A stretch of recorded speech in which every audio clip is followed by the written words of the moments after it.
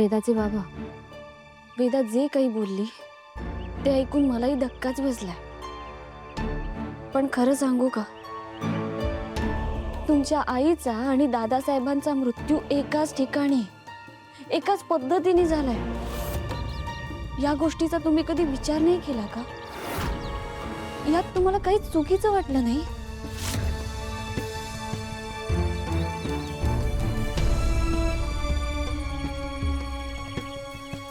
हा फक्त योगायोग असेल का? मला तरी नाही वाटत असा. हा निव्वळ योगायोग असूच शकत नाही. हे बघा, मला माहित आहे हे त्रासदायक आहे, पण विचार करण्यासारखं सुद्धा आहे. काही गोष्टी जशाच्या तशा घडू शकतात, पण अगदी तशाच एकाच ठिकाणी मृत्यू, एकाच पद्धतीने मृत्यू. एखादा आजार अनुवंशिक असू शकतो, एखादी सवय सारखी असू शकते, पण मृत्यूची जागा आणि पद्धत जशीच्या तशी कशी असू शकते? दोघांचा मृत्यू हा नक्की अपघातच असेल ना?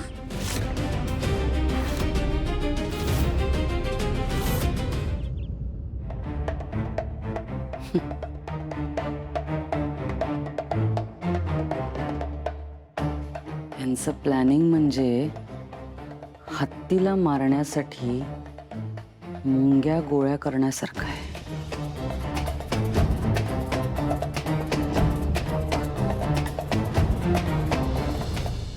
पण मॅडम, मुंगी जर हत्तीच्या कानात घुसली तर? नाही तर काय, तर काहीच नाही, कारण शेवटी त्या मुंग्याच आहेत. ते तुमच्या पुढे काय करू शकणार? तुम्ही करेक्ट आहात तुम्ही. मी निघू आले.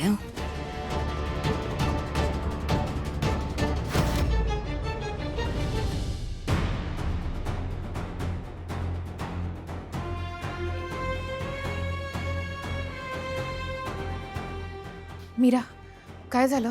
अथर्वनी ऐकलं का तुझं? हो ताई, त्यांनी सगळं व्यवस्थित ऐकलंय आणि ते त्याचा विचारही करतील.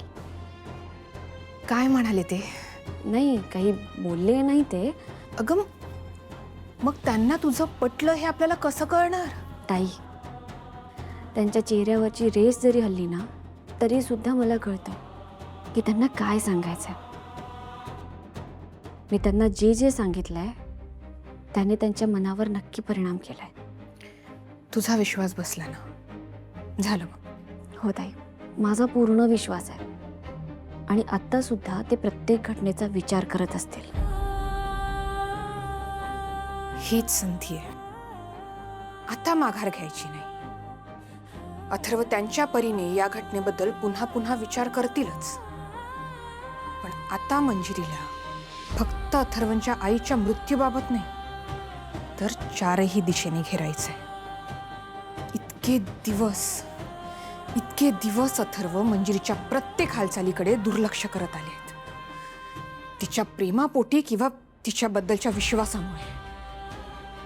पण आता नाही, आता मंजिरीच्या प्रत्येक हालचालीवर प्रश्न निर्माण झालेच पाहिजे.